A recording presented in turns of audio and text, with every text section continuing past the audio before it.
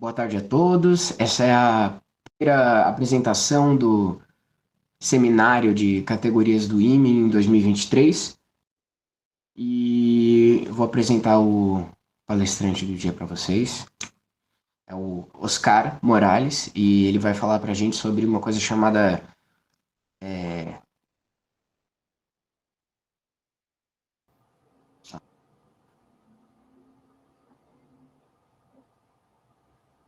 categorias trianguladas, que parece interessante. Então, bom, vamos lá. É com você, Oscar.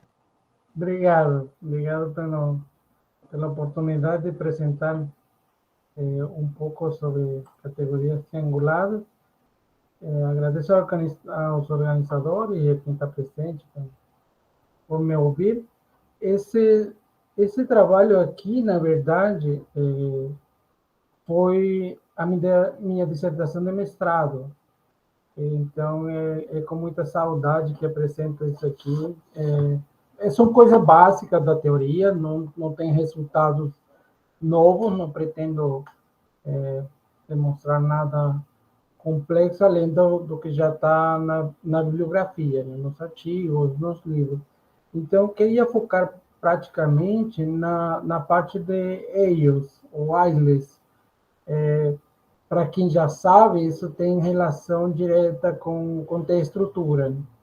Então, essa parte especificamente que eu queria focar hoje é na parte de categorias trianguladas, né? Porque é bastante coisa que pode ser feita nessa teoria.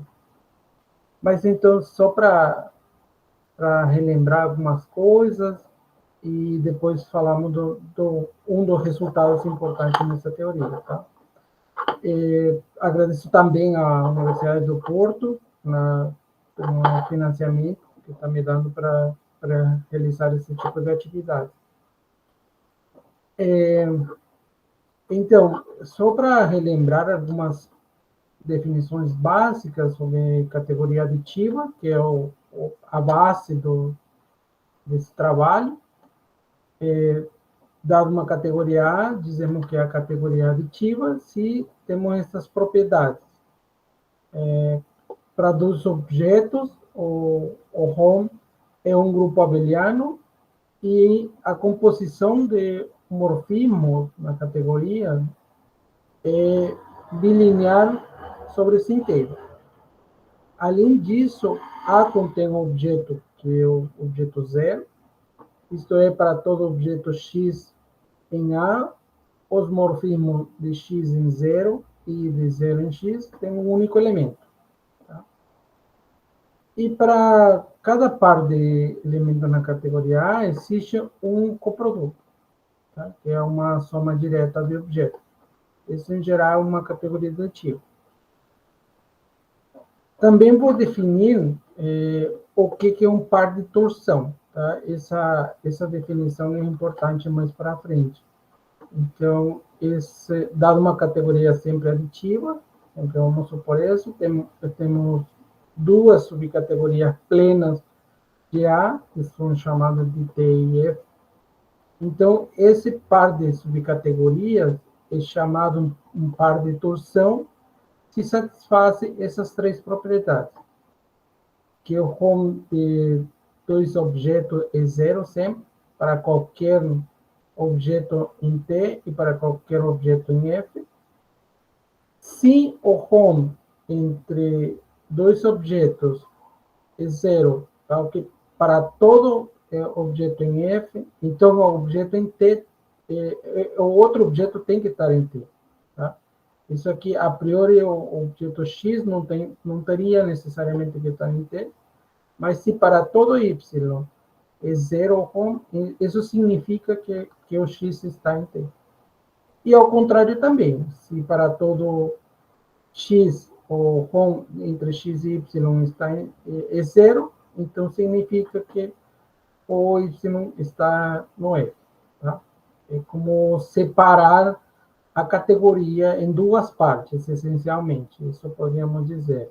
Aqui tem a ideia também de serem ortogonais. Né? Essa é outra ideia bastante simples de pensar nessa propriedade. Tá? Em geral, para categorias aditivas, a gente vai definir um funtor chamado de translação, tá? Que é uma equivalência de categoria da categoria nela mesma, e esse é um funtor aditivo. Tá? Então, esse funtor vai ser muito importante, vai ser utilizado, e, portanto, vamos definir uma definição mais sucinta dele. Essa definição é para anotação, basicamente, que é a posição do funtor n vezes no objeto x, simplesmente vamos denotar como x de n. Tá? E a esse objeto novo é chamado de enésimo shift do objeto x. Tá? Então, basicamente, é um novo objeto associado a x pela função de translação. Essa ideia de shiftear o objeto, por isso que dá o nome de translação. Translada sobre os inteiros, o mesmo objeto na categoria. Tá? Agora sim, vamos definir os objetos que são propriamente estudados nas categorias trianguladas, que basicamente é o triângulo. Essa ideia de formar um triângulo, ou de definir essa sequência, é porque, em geral, mesmo que a categoria seja aditiva, a gente não vai ter sequências exatas, nem sequências exatas curtas. Então, uma ideia é como, bom, o análogo, né, de sequência exata seria esse aqui, definir essa sequência de objetos, e a esse diagrama vamos chamar de triângulo. Triângulo porque dá para visualizar dessa forma que está aqui embaixo. Tá? Essa anotação que normalmente é dada, né? Começa em x, vai para y, em z, e aqui volta para x, mas shifteado por 1. Tá? Então, tanto essa anotação horizontal como essa anotação de triângulo é utilizada. E por isso a categoria chama triangulada, né? Nesse sentido de que os objetos são triângulos, tá? Os objetos básicos aqui. Então, insisto, essa sequência não tem que ser exata, não tem essa propriedade. Mas tem a mesma ideia, tá? De sequência exata, se quer pensar dessa maneira mais simples. Então, por exemplo, dados dois triângulos, podemos definir um morfismo entre esses dois triângulos. Um morfismo entre as duas sequências aqui, de x, y, z e o shift de x, e o x', y', z' e o shift do x'. Então, quando temos esse diagrama aqui comutativo, a gente chama de morfismo de triângulo. Tá? E é porque comutam aqui. Tá? Então, quando esse morfismo vai ser isomorfismo, é quando cada seta que vai de x para x', y para y', z para z' e o shift de x para x', então cada um desses é isomorfismo, tá? Isso é importante de dizer. Então, definidos esses objetos básicos, podemos definir agora sim a categoria triangulada. A categoria triangulada, primeiro, ela é uma categoria aditiva, na qual podemos definir o funtor translação, e que contém uma subclasse, uma classe de triângulos, que chamaremos de triângulos distinguidos. Tá? Essa sequência que definimos antes de objetos. Então, essa terna é uma categoria triangulada quando essa classe de objetos de triângulo distinguido satisfaz 4 axiomas. Tá? Eu chamo de TR1, TR2, TR3 e TR4. Tá? O primeiro axioma. Aqui é um pouco intuitivo dizer que todo triângulo isomorfo a um triângulo distinguido também é um triângulo distinguido. Quer dizer que não queremos triângulo fora da nossa classe. Todos que sejam isomorfos com algum triângulo distinguido estão na mesma classe. Tá? Esse é o primeiro axioma. Outro axioma é para construir triângulo a partir de um objeto da categoria. Então, sempre que temos um objeto X na categoria aditiva, poderemos definir um triângulo distinguido dessa maneira, porque sempre vamos ter o morfismo entre x e x, que denotamos por um x, tá?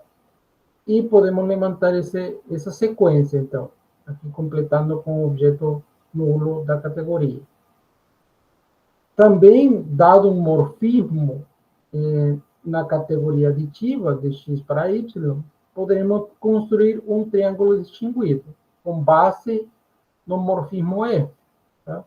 Então, vai existir um objeto Z, tal que esse triângulo aqui vai ser distinguido.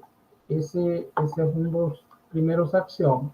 Aqui é importante dizer que esses axiomas, os 4, eles vêm de propriedades que generalizam, na verdade, outras categorias, como categoria de homotopia, categoria derivada.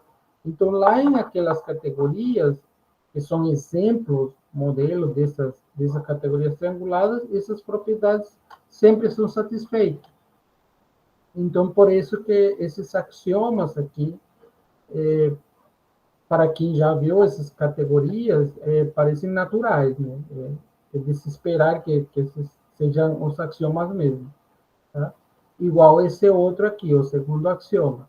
Se eu tenho um triângulo distinguido, isso vai acontecer se somente se esse outro triângulo aqui é distinguido.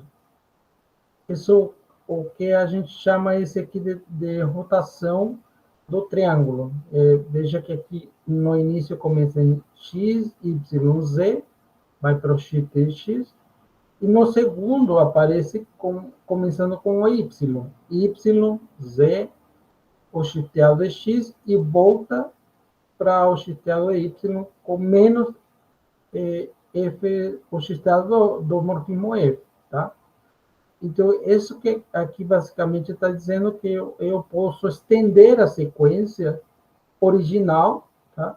E vou ter um novo triângulo distinguido. Sempre vou poder fazer isso. É como se a gente pudesse prolongar a sequência x, y, z e x do x, começando em y. E, de novo, se eu aplico essa mesma definição, poderia começar com um triângulo em Z, por exemplo. Começaria em Z, em x do 1, y, e o xteado agora do último objeto. Tá? Então, sempre posso girar, por dizer assim, o triângulo e vou ter um novo triângulo distinguido. Então, isso no final tem a ideia de uma sequência longa, né? Eu posso ir colando objeto, tendo novas sequências de triângulo distinguido.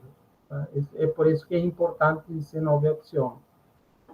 Aqui no terceiro, ele vai dizer que não é necessário que eu mostre que, dado um morfismo de triângulo, eu mostre que todos os morfismos que estão descendo são isomorfismos.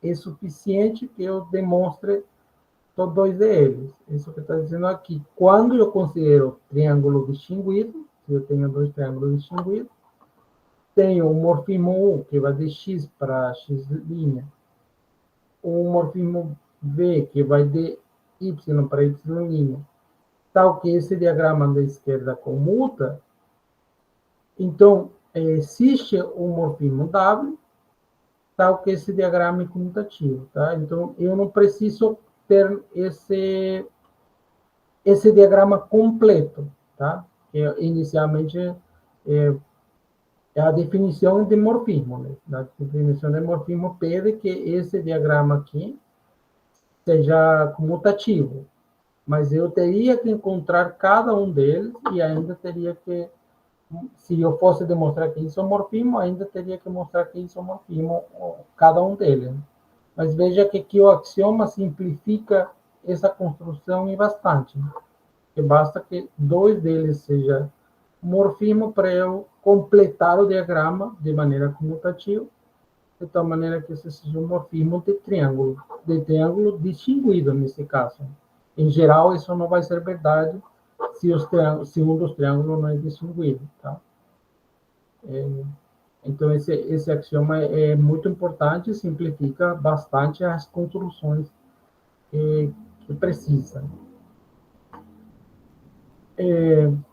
Aqui no último axioma, que a priori pode parecer um pouco complicado, bastante difícil de manipular no começo, a gente demora realmente para se acostumar nele, mas basicamente é conseguir construir novos triângulos a partir de triângulos dados. Veja que aqui tenho três triângulos, mas eles estão relacionados, porque as bases dos triângulos têm uma relação muito forte. A base do terceiro triângulo, que é H, a base H, é a composta das bases anteriores. Tá? Então, quando eu tenho essa condição de ter três triângulos e uma será composta dos outros dois, uma das bases, eles sendo distinguidos, isso é muito importante, né? Eu estou na classe de triângulo distinguido. Então, se eu considero esse diagrama aqui, repare que na primeira linha é x, y, z' shift do x, que seria o primeiro triângulo. A do meio seria o triângulo do meio, é só por notações diferentes. E o terceiro é a que está embaixo. Então, quando eu tenho essa situação aqui, eu posso completar para triângulo distinguido. Isso que eu quero fazer nesse diagrama aqui. Tá? Isso é um pouco estranho no começo, né? Mas basicamente aqui esse quadradinho comuta o de esquerda acima, e porque justamente tem a hipótese de ser H será composta de F e G. Então, isso aqui é claro que comuta, esse de baixo aqui também comuta, pelo mesmo motivo. Tá? Então, basta que eu tenha esse, basta que os triângulos sejam distinguidos, então, veja que não é tanta coisa que tem que provar. Comparando com o resultado, que isso é o mais importante do axioma. Eu tenho esse diagrama e eu consigo completar o diagrama dessa maneira aqui. Então, o axioma é muito, para mim, é muito forte, tá? Porque tem pouca informação inicial e eu consigo completar esse diagrama aqui. Tá? Primeiro, eu consigo construir esse triângulo distinguido, tá? Onde esse triângulo distinguido, esses são todas comutam, esses quadradinhos. Tá? Então, é uma construção assim, para construir novos triângulos distinguidos e ter relação mais forte ainda entre os morfismos novos que aparecem. Porque aqui veja que aparece o morfismo U, aqui aparece um morfismo B e aqui aparece um morfismo de entidade. Tá? Mas aparece novo morfismo, então tem uma relação muito forte com os morfismos dados. Todas essas linhas pontilhadas eu não tinha, todas essas pontilhadas, todos esses morfismos. Perdão, Então, Oscar, pode no falar. slide anterior eu acho, vou defaultar, ali em cima, no terceiro triângulo, é Zelinha que fica ali em cima mesmo? Linha X, essa linha. Certo. O Y' que está embaixo, no quadrado, né, no retângulo, ele não aparece nos triângulos. Tá certo isso? Espera aí, deixa eu ver se eu cometi algum erro de digitação. X, E, Z linha. X, E, Z linha. O Y tem que aparecer. Y, essa é uma boa pergunta, olha. Deixa eu ver. Não sei. Você está perguntando por esse daqui, né? É Pelo porque, terceiro. se você olhar os vértices em cima, são Z', X', Z'. Z, Só que embaixo, as três linhas envolvem Z', Y', X'. Tem uma alternância aí, você tá girando eles de alguma forma, mas lá em cima não tá. esse daqui, esse pode girar. Esse triângulo, se for preciso, pode girar nesse sentido aqui. Tá? Certo. Você pode girar o triângulo, sim. Esse sempre você vai poder girar quantas vezes for preciso. Tá? Não, esse é um dos axiomas. Esse é importante. Tá? Então, pode aparecer o shift de qualquer um desses, de x, y, z, na verdade. Pode shiftear tantas vezes como seja preciso. Tanto do x, aqui, nesse caso, está escrito só x ou só y. Mas também pode repetir de novo ou girar no outro sentido também, tá? Porque isso depois vai ficar mais claro. Mas sim, pode justificar, pode fazer isso. Não tem problema, não. Tá? Mesmo que não apareça, você pode fazer isso. Por exemplo, no primeiro, você poderia começar com o Y ou com o Z'. Não, isso não é problema. Pode começar Y, Z', X e o shift no final do Y, que esse daqui embaixo, por exemplo. Esse de baixo aqui. Não sei se era essa a sua pergunta. É, Esse na terceiro, verdade, eu... Uhum, na pode falar. verdade, a dúvida é, se você olhar no último triângulo, tá em ordem anti-horária, fica X, Z, Z'. Só que na linha que corresponde no retângulo é X, Z, Y'. Certo. Tem uma relação X, C, X, C, Y'. Ah, tá. Tá, peraí. Deixa eu ver uma coisa. E aqui é porque são os quadradinhos, né? É porque eu preciso morfismos aqui, esses aqui, Dá uma olhada porque na tá flecha E, B. F e G, Dá uma olhada na flecha B. a flecha B, tá? Vai de Z em Y'. Certo? No triângulo que tá em cima, ela vai de Z em Z'.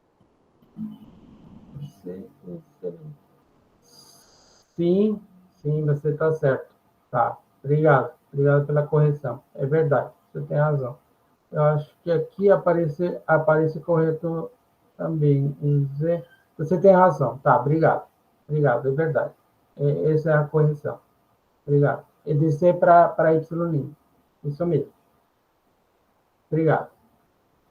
Sim, porque é exatamente o que acontece aqui. É X, Z, Y' e shift, para completar aqui. Isso mesmo. Obrigado. É essa a correção. Porque senão não vai dar para completar esse novo triângulo. Você está certo. Tá. Então, o importante aqui é ter esse diagrama todo contado e considerar esse novo triângulo aqui. Eu não vou ter essa outra. Tem outras versões, tá? Eu acho que na hora de copiar, pode ser que eu tenha copiado errado, porque são as versões. Há mais versões desse mesmo axioma, tá? Que são um pouco diferentes, os diagramas são diferentes. Mas no fundo o que todos querem é construir um novo triângulo distinguido a partir de triângulos dados. Isso que é a conclusão aqui, tá? É importante. Então você tem três triângulos distinguidos e você constrói esse triângulo novo que é distinguido.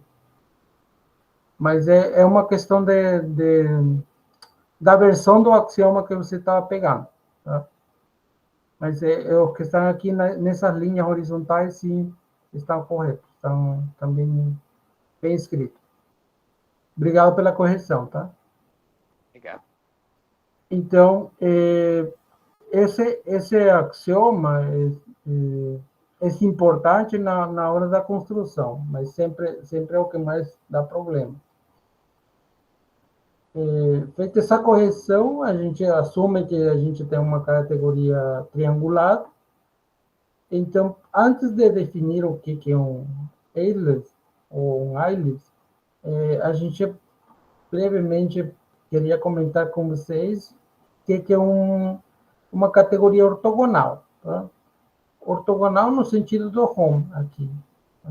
Então, quando a gente estuda de estrutura ou eles, a gente precisa definir essa nova categoria, tá? E algumas propriedades bem básicas dela no resto do que segue. Você tem uma subcategoria D, tá?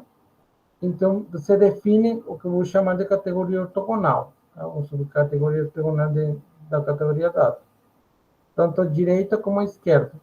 Isso porque depende do home, depende de como você está considerando o home, mas elas são subcategorias plenas e são determinadas por esses objetos em D, na categoria D, tal que o home de x e y é zero sempre. Tá? Então, essa ideia de ser ortogonais, tá? Porque os morfismos não tem morfismo, o único morfismo é o morfismo nulo entre x e y. E isso é para qualquer x da subcategoria plena. Tá? Então, esse podemos dizer que são os objetos ortogonais a V. E aqui tem uma proposição que é importante, que essas subcategorias plenas a se construídas, elas são mais do que de categorias plenas, são subcategorias estritamente plenas e aditivas, tá? Então, tem duas propriedades importantes, essas duas subcategorias. Lembrando sempre que a categoria D é uma categoria aditiva, né? Isso é muito importante. Nesse caso, tem que ter sempre esse de fundo, e agora a gente tem ainda mais do que isso, né? A gente está supondo que queremos supor categoria triangular, né? Ou seja, não é só aditiva, a gente está assumindo mais ainda, né? Que tem triângulo distinguido e que satisfaz os axiomas. Porque esse é o caso que a gente quer estudar. Então, quando a gente tem essa propriedade de ser triangulada, a gente pode definir um islet, que é basicamente uma subcategoria plena e aditiva, tá? Que satisfaz essas propriedades aqui. Que o funtor translação na subcategoria está contida nessa mesma subcategoria. Lembrem que esse funtor T é uma equivalência de categoria na categoria D, tá? Não na categoria 1, mas restrita, a gente tem essa inclusão aqui. Além disso, a subcategoria U é estável por extensões. Extensões nesse sentido de triângulos distinguidos, tá? Esse sentido aqui de extensão. Ou seja, esse triângulo aqui para cada triângulo distinguido aqui, na categoria D, você tem que o y tem 1, ou seja, o y está em 1, sempre que esses dois outros vértices, x e z, estão em 1. Tá? Lembre que esse y está no meio, né? Então, esse é o sentido de ser uma fechada por extensões, tá? Eu já tenho dois objetos na categoria, o terceiro que é o y, como se fosse um análogo à soma direta, né? Não é aqui o caso, mas é um análogo, então esse objeto está na categoria U. Tá? E, além disso, a inclusão canônica, tá? De U em D, porque sempre tem uma inclusão, né? Da subcategoria em D, admite um funtor adjunto à direita, tá? Que vai de D a U. E esse é denotado dessa maneira, como se fosse a projeção de D em U. Tá? Esse é funtor adjunto de direita. Sempre vai admitir esse funtor inclusão. Tá? Então, essas são as propriedades que deve ter uma subcategoria plena e ativa da categoria triangulada para ser um AIDA.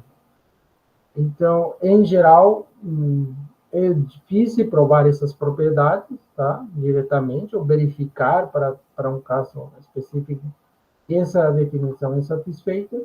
Então, por isso, se tem esse outro teorema, um resultado, que caracteriza basicamente essas subcategorias, tá?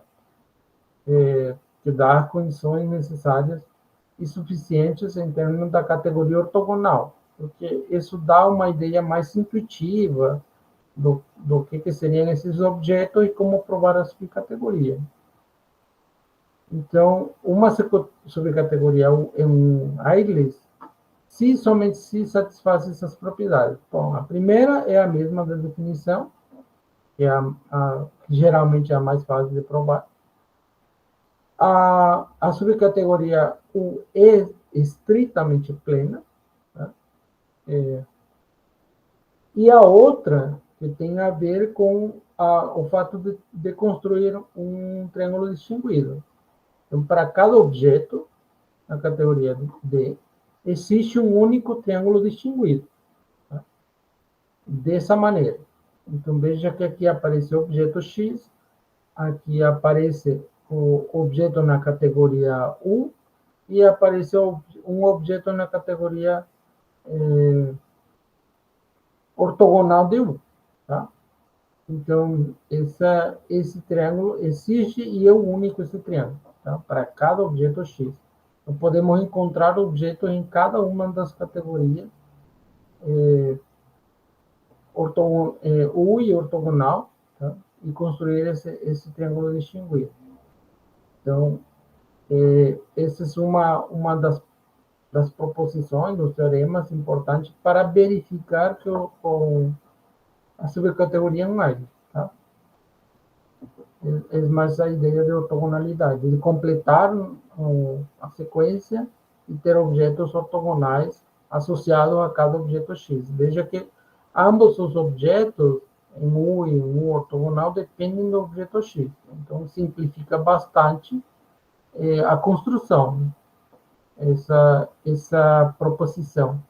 Porque, originalmente, tem um objeto X, Y e Z no triângulo. Ele não diz quem que são, né? Então, sabe que é um triângulo distinguido.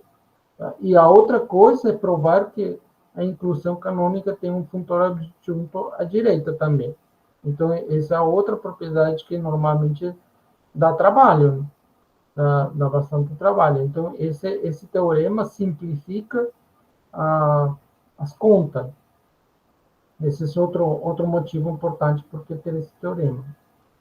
Porque não temos que provar o fato de que temos um funtor adjunto. Né? É simplesmente provar esse triângulo distinguido e esses objetos, com a categoria ortogonal. Então, dado que já é conhecido como construir AILES, então, sempre, como já comentei, a noção de torção, ele dá a ideia de separabilidade, né? Como em topologia, separar espaço, né? Ou, nesse caso, subcategoria. Tá? Então, por que é tão natural essa noção quando a gente está falando de AILES? É porque se eu tenho um AILES U na categoria triangulada, então esse par, U e o ortogonal, é um par de torção na categoria triangulada. Tá? Então, sempre vai estar atrelado esse par U e o ortogonal a ele. Tá? Então, veja que é, de certa maneira, natural. Mas, mais do que isso, tá? A gente utiliza essas noções de par de torção e de ortogonalidade para demonstrar, na verdade, que as definições de AILES, o que eu estou falando, de estrutura, são equivalentes. Tá? A gente acaba sendo a mesma coisa. isso que diz esse teorema, que a aplicação U no par, nesse par é uma abjeção entre Ailes, tá? Porque é o um Ailes, e uma T-estrutura, quer dizer que esse par U e T de U ortogonal é uma T-estrutura. Tá? Então, dado uma T-estrutura, eu recupero um Ailes, ou dado um Ailes, eu tenho uma T-estrutura, seja o que for essa esse objeto tem estrutura, né? Eu não vou definir aqui por questão de tempo, tá? Esses teoremas permitem resumir tudo, tá? Utilizando a categoria de torção, é dizer, permite estudar T-estrutura a partir de Euler, tá? E isso que está dizendo aqui, né? Essa noção de torção. Se der uma categoria triangulada com uma T-estrutura ou com um Euler, né? Que é equivalente. Então, temos esse outro par, que é um par de torção. Tá? Isso é um corolário interessante também. Tá? Então, podemos construir esses pares de torção sempre que tem estrutura, que tenhamos raiz. E por que é estudado essas noções de estrutura, de Euler? Isso vem ser estudado quando se estuda as relações entre os corações da T-estrutura. Esse é um estudo que se fez anteriormente com casos mais particulares. Né? Então, quando se está estudando essas estruturas, generaliza um conceito que já se conhecia. Né? Por exemplo, você obtém uma generalização da teoria de dualidade, desenvolvida por Dick e Ross, para meios comutativos regulares, e a teoria de inclinação utilizada na investigação de álgebras de dimensão finita. Né? Então, por isso que a gente quer estudar estruturas, quer estudar Euler, e a relação entre os corações dele. Corações são basicamente subcategorias abelianas que estão dentro de toda essa construção da categoria triangulada. Tá? Podemos, a partir dessa categoria triangulada, construir certas categorias abelianas que estão contidas nele. E então, por isso que a gente quer estudar isso que chama de compatibilidade. Para estudar isso que está por dentro, no fundo da categoria triangulada, né, que é o coração dela, a gente precisa de algumas outras definições, que são os fatores de truncamento. Então, aqui vou assumir que já tem um Euler na categoria triangular.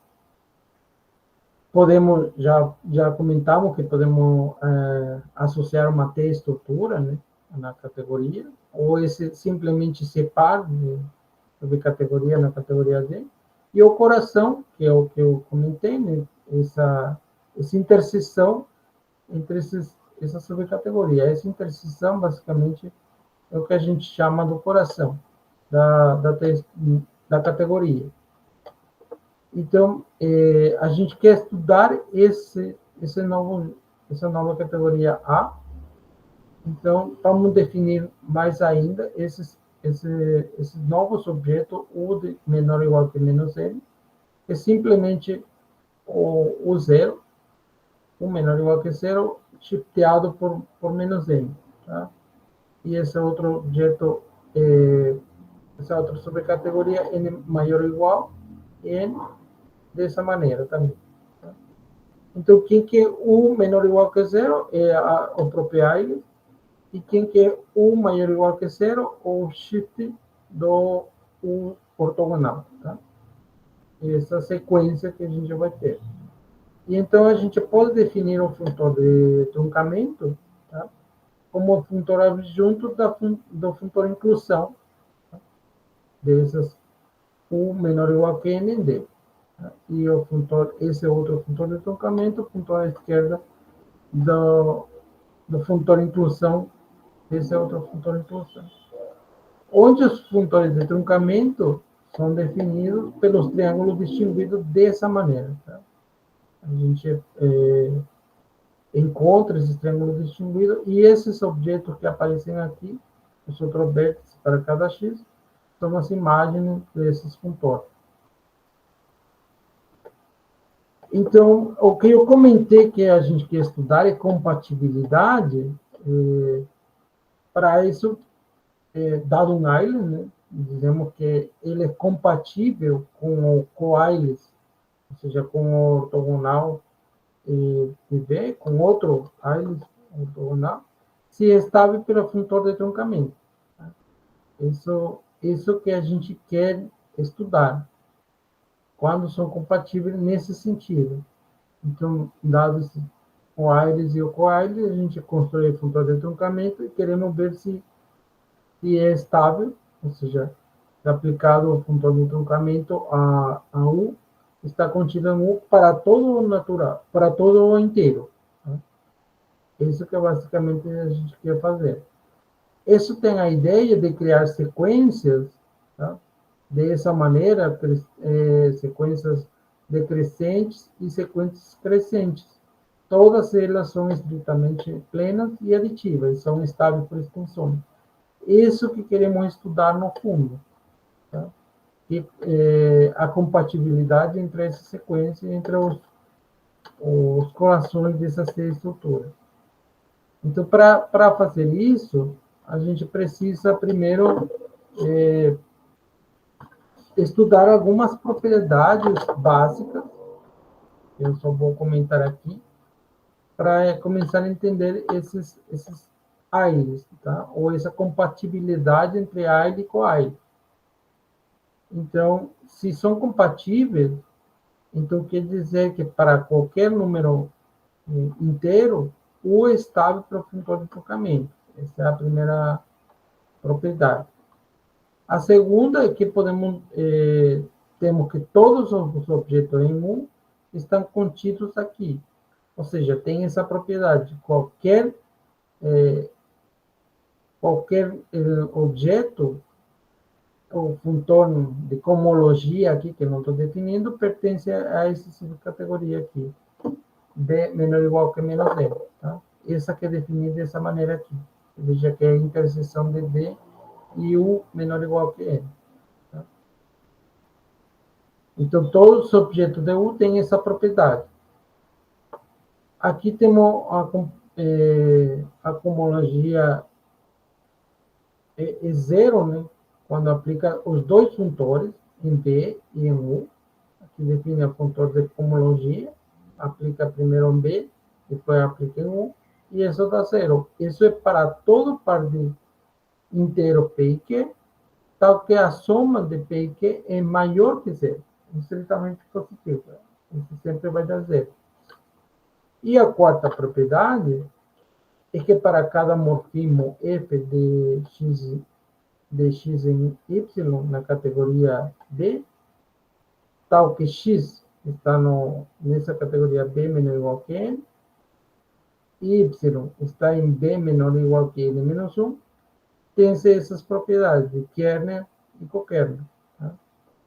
Essas são as propriedades básicas quando a gente está trabalhando com compatibilidade. De maneira análoga, pode ser definido a compatibilidade do coil com o AIL. Tá? Porque aqui era U com o B ortogonal. Então, de maneira análoga, se faz para B ortogonal compatível com U. Tá? Ou seja, o B ortogonal é estável pelo funtor de troncamento. Que significa isso para todo N.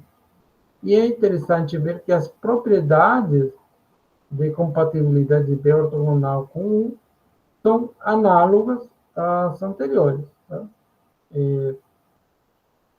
Então, é simplesmente trocar de ordem, obviamente. Aqui,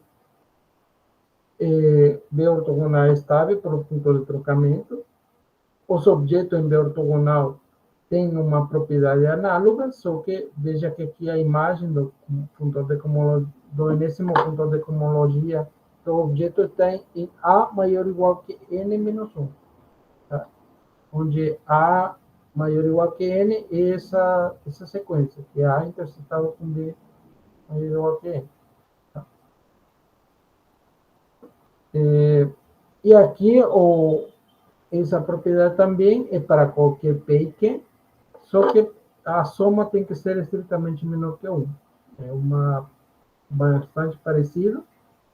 A terceira, a última, é para cada morfismo x de y, de x em y na categoria A, tal que x está em A maior ou igual que n, y em A maior ou igual que n menos 1, então você tem essas propriedades de kernel e cokernel, tá? Esses objetos estão contidos aqui. Então, esse é para ter a compatibilidade. E, em geral, a gente assume que U e B são compatíveis. Isso é, temos as duas compatibilidades, tanto que U é compatível com B ortogonal, como B ortogonal é compatível com U. Tá? Então, para isso, com isso, a gente podemos definir um morfismo de N em N', tá? Em essas categorias, na categoria B.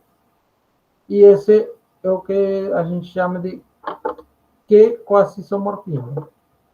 Sim, essas duas propriedades de kernel e cokernel são satisfeitas. Tá? Essa definição vem observando essas propriedades, né? Essa última propriedade. Isso que a gente quer que se satisfaça. Então, quando você tem isso, chamamos de Q-quasi-isomorfismo. E aqui um exemplo. Tá? Se tem um objeto em B, esse morfismo é o Q-quasi-isomorfismo. Aqui é só fazer a conta e calcular o kernel desse morfismo e o cokernel também. Tá? Então, veja que se aparece quando estamos estudando essas compatibilidades. Mais uma definição, que se temos M, que é chamado Q fechado, e para cada Q quasi-isomorfismo, esse T induz essa abjeção. Tá? Basicamente, temos um exemplo aqui bastante simples, que é dado um objeto N, o objeto N é maior que é quase fechado. Isso é relativizar as noções de ser fechado e ser quase fechado. Algumas propriedades básicas desses objetos são essas propriedades aqui, que é que N é quase fechado, Q é quase fechado, T de N em N maior que é isomorfismo, e existe um M que é quase fechado isomorfo a N. Tá? Isso é muito importante, essa última propriedade, que diz que existe um M que é isomorfo a N. Então, para ter uma relação entre os corações, a gente define essa subcategoria plena de objetos Q quase fechado. Isto é, M está em B e Q, somente se M é Q quase fechado. Tá? E a gente pode definir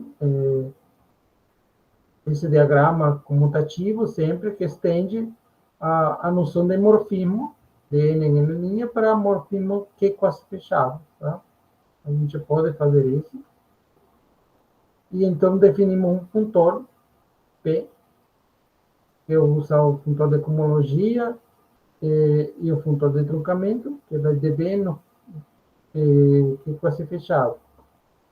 Tal que a imagem de N em P, N maior que Q, e a imagem do morfismo F é F de P, F de Q, então, para qualquer morfismo em B.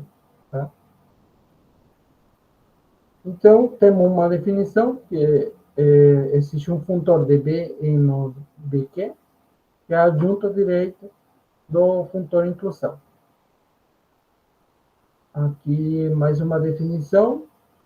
Eu vou, por questões de tempo, é só uma definição de subcategoria plena dos objetos que estamos considerando. Mas o importante aqui é que podemos induzir os funtores, esses funtores H em menos Q e HB em Q, tá? Esses funtores são induzidos, que são a ideia de cohomologia, mas relativa a Q. E temos essas propriedades de adjunção nessa categoria. Então, o importante aqui é que se B gera uma superteoria triangulada, então essas afirmações são equivalentes, ou seja, queremos a caracterização de ser U ser compatível com B ortogonal. E isso basicamente dizer que os objetos em U são dessa forma, tá? Tem essa propriedade. Por isso que precisamos utilizar ou estudar esses novos objetos e esse novo funtor HN de X. Tá? Então, é isso para caracterizar a compatibilidade dessas categorias. Tá? Por isso que foram definidos esses novos objetos, esses novos funtores, e aqui se resume que A são e B geram a categoria, então temos afirmações equivalentes. Afirmações equivalentes com compatibilidade de U e de ortogonal. Tá? Temos essa caracterização dos objetos de U, sempre usando o enésimo funtor de cohomologia, que estão na categoria B menor ou igual que menos N, e temos essas propriedades que são satisfeitas simultaneamente. Veja que aqui aparecem os funtores H1 em P, H1 em Q, de A igual a zero, que basicamente são as definições e as propriedades que a gente deu para ser compatível. Então, para entender compatibilidade, é o que está dizendo esse teorema, que temos que entender quais são os morfismos, esses funtores que aparecem aqui, como essas propriedades são satisfeitas do kernel e do kernel. Tá? Então, parece um pouco complicado no começo, mas a gente acaba fazendo conta e vê que é muito mais simples provar a compatibilidade dessa maneira, né? Pelo menos dá um método, o que a gente precisa provar. Porque provar diretamente, usando as propriedades, às vezes pode ser difícil construir os triângulos distinguidos que precisam ser feitos. Aqui já vira uma questão mais conhecida, que são funtores de cohomologia, como construir objetos, como construir morfismo, kernel por kernel. É nesse sentido que é a vantagem de ver esse teorema, de ter essa caracterização. Isso é um pouco mais análogo ao que a gente já estudou anteriormente. Aqui, finalmente, eu queria mostrar algumas das referências mais importantes, né, onde podem encontrar mais informações sobre categoria triangulada. O Rappel tem esse livro também muito bom. Tem o artigo original deles em categoria derivadas, né?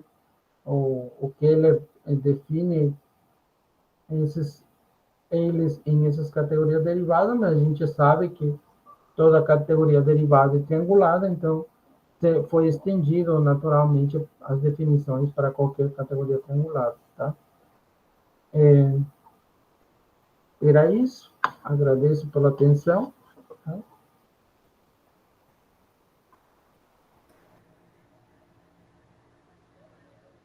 Não sei se tem alguma dúvida.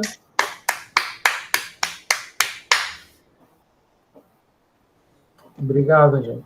Obrigado, Oscar. Considerando a hora, eu acho que a gente tem tempo para algumas poucas perguntas. Vou abrir. Então, alguém gostaria de perguntar alguma coisa? Eu queria fazer uma pergunta bem simples, Oscar. Tudo bem? Tudo bem. Bom te ver. Obrigado. Você teria uma construção relativamente simples e um exemplo como essas coisas aparecem em categorias de abelianas normais ou categorias de módulos mesmo? Qual que seria um referente, primeiro referente Sim, desses sim. conceitos? Quando você estuda os complexos, quando você estuda a categoria de módulo, estuda complexos, aí você queria estudar homotopia desses objetos. Então, quando aparecem as homotopias, a gente aparece naturalmente, por dizer assim, mas na construção que a gente quer sempre a sequência exata. Isso é digamos assim, um problema natural, bastante estudado. Quando você tem um complexo, você se pergunta se é exato, ou se você tem a homologia entre esses complexos. Então, aparecem certas sequências que você vê que não são exatas. Então, aí, quando estuda a homotopia, essa estrutura que aparece é a estrutura de categoria triangulada. Ou seja, esses axiomas que aparecem no fundo. Não, porque não são abelianas necessariamente, essas categorias que aparecem. Esse é como o que me vem na cabeça é o primeiro exemplo, mais básico. É uma utopia em categoria nos complexos, quando está na categoria de módulos. Mais ou menos por ali que eu acho que é uma construção. Só que é bastante complicada a construção, porque são muitos objetos, muito morfismo envolvido. E isso que se faz aqui esconde tudo isso, né? Esconde todas essas contas que você tem que verificar para provar que um triângulo é distinguido, por exemplo.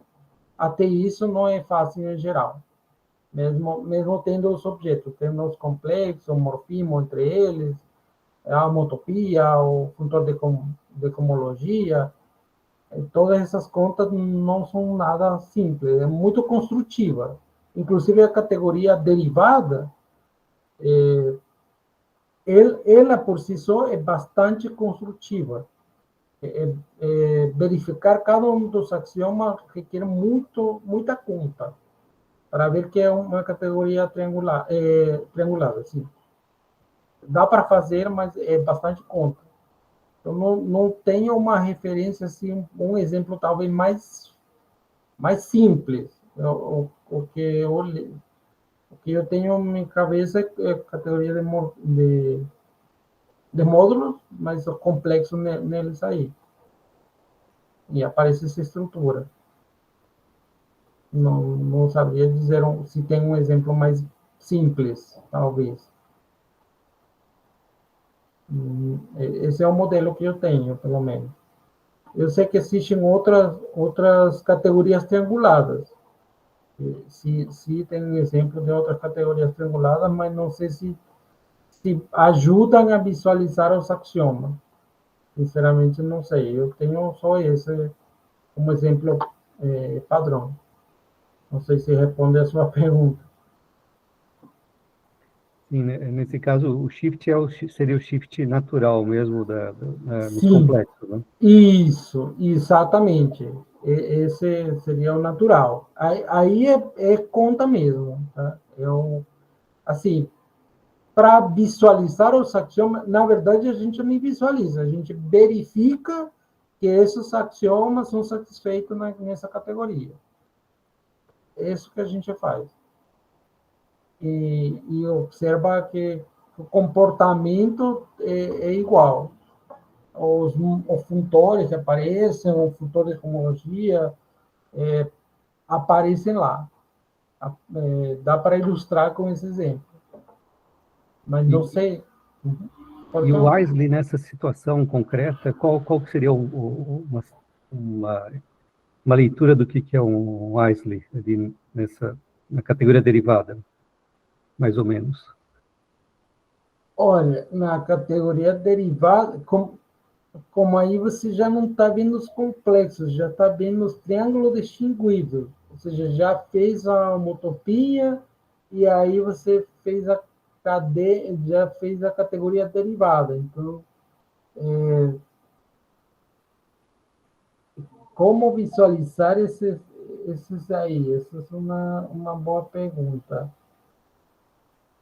porque já são três, na verdade, já são três categorias que você tem que ver. E aí você vê o Ailes na categoria triangulada, ou seja, na categoria derivada, da categoria de módulo, né, de complexo. É porque aí estou escondendo todas essas construções. Eu acho que eu deveria ter trazido esse exemplo, porque é uma sequência de categoria, para chegar à categoria triangulada e para chegar à categoria a esse Ailes, né? Aqui o que eu deixaria assim, que são subcategorias dentro dessa categoria derivada, e tem uma categoria como que consegue separar em dois pedaços a categoria. Isso é como a ideia de ser um Ailes, como que complementa a categoria, mas não se sabia explicar concretamente como visualizar ele, porque a outra coisa, quando a gente acostuma com ter estrutura, isso seria a outra coisa que eu poderia dizer, um AILE é ter estrutura nessa categoria derivada, mas teria que saber o que é ter estrutura, né? Também. Talvez, não sei, na verdade, a gente visualiza, às vezes, mais as T-estruturas, só que eu aqui não comentei o que significa especificamente isso, essas T-estruturas. Tem uma definição e tem muita teoria para poder definir elas, mas seria isso. Eu não sei ter, intuitivamente, o que mais importa aqui é o par de torção. Isso sempre dá para visualizar. A gente pode construir especificamente esses objetos a partir das três estruturas. Essa é a ideia. Escrever esses objetos, esses pares de torção. E, no fundo, o que a gente quer estudar é a categoria abeliana dentro dessas três estruturas. Assim, moral da história é o que a gente quer fazer. Encontrar a categoria abeliana dentro delas. Só que precisa construir essa nova categoria triangulada.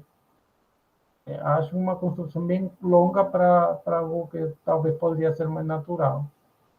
Mas não vejo... O coração é algo mais regular, então, o coração da... Sim, sim, sim. É melhor porque aí você tem todas as propriedades boas, digamos assim, que a gente gosta, né, de teoria de categoria. Porque a aditiva e mais ainda é a abeliana. Então, dentro dessa, a ideia era como ter sequências exatas, mas a gente não tem. Então, tem que construir uma categoria maior que contenha elas, e dentro dessa você vai encontrar uma categoria abeliana. E aí tudo vai funcionar bem. Entendi. Essa foi a ideia de construir tudo isso, para ao final conseguir construir a categoria abeliana. Porque esse problema de não ter sequência exata é um problema bem difícil de resolver. E acho que foi pensado por isso a categoria triangulada, para livrar esse problema. Ok, não. Obrigado mesmo. Imagina. Para ter uma imagem mais clara. Não, sim, eu sei, é que é muita, realmente, para construir a T-estrutura, para construir a categoria derivada, que é o primeiro exemplo de categoria triangulada, é muita conta de verdade, é verdade. Provar os axiomas é muita conta. Eu demorei muito tempo para construir cada coisa. E aí no fundo, tem a localização envolvida, tem várias coisas que teria que ver com mais detalhe. Mas sim, aí, o fundo, o moral de história é construir uma categoria abeliana dentro dessa categoria, para que tudo funcione como a gente gostaria. Ok, obrigado. Nada. Obrigado a você. Bom, acho que esse é o tempo que a gente tinha. Muito obrigado, Oscar, e obrigado aos presentes. É isso. Boa tarde. Obrigado. Tchau. Tchau, tchau, obrigado. Valeu.